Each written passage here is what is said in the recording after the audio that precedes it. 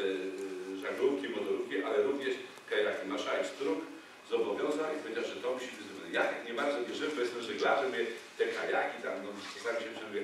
Dopiero jak się spotkałem z środowiskiem kajakowym na dużej sali okrągłej w Urzędzie Marszałkowskim, to zobaczymy, jaka jest masa tych żeglarzy, tych kajakarzy, jak to jest duży potencjał. Zresztą w samych Niemczech to jest po prostu przemysł. No i w tej chwili dokonaliśmy inwentaryzacji, analizy hydrograficznej, rozpatrzyliśmy wszelkie rzeki, które się nadają w województwie pomorskim. Tych rzek jest około 200 rzek w samym województwie pomorskim, ale no oczywiście wszystkich nie można. Wybraliśmy 12 najbardziej tych głównych rzek i te 12 rzek zostało objęte jakby naszą troską, czyli powołaliśmy zespoły dla każdej z rzek i do tego mamy również analizę planistyczną, bo dzisiaj to już nie jest tak, że każdy sobie może wylądować, gdzie mu się podoba kajakiem, bo jest właściciel, jest ochrona środowiska, więc to musi być prawidłowo zrobione, a ten ruch kajakowy również wzrasta.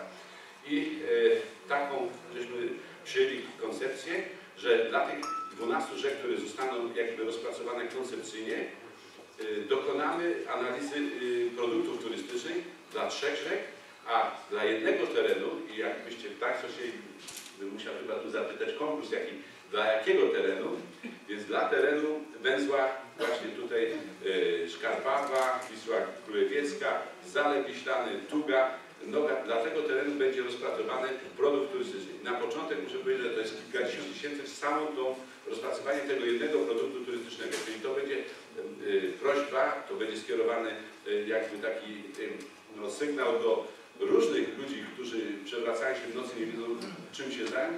Będzie to naprawdę produkt turystyczny, który pozwoli nie tylko kajakom, ale to, co powiedziała Pani Dyrektor, rowery połączone z kajakami, bryczki, to jest po prostu w tym terenie powstanie praktyczne Eldorado turystyczne. I proszę mi wierzyć, że ja z całą odpowiedzialnością to mówię i skoro Pan Adrian mi pozwoli, to tylko z autopsji Wam powiem.